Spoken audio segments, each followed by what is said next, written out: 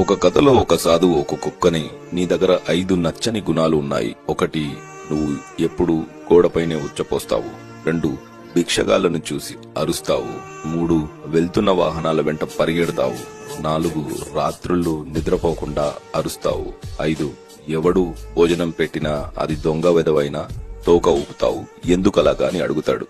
దానికి కుక్క, నేను గోడ మీద లేక ఎవరూ తిరగని చోటులో ఎందుకు ఉచ్చపోస్తాను అంటే, భోజనం భూమిపైన పెడతారు కాబట్టి ఆ ప్రదేశాన్ని శుభ్రంగా ఉంచాలని. భిక్షగాళ్లను చూసి ఎందుకు అరుస్తానంటే, కష్టపడి పని చేయకుండా ఎదటి వారిని ఎందుకు యాచిస్తున్నారని కోపంతో అరుస్తాను. వెళ్తున్న వాహనాల వెనకాల ఎందుకు పరిగెడతానంటే, అతి వేగంగా వెళ్లడం వల్ల ప్రమాదమే కాని ఎలాంటి ఉపయోగం ఉండదని చెప్పడానికి.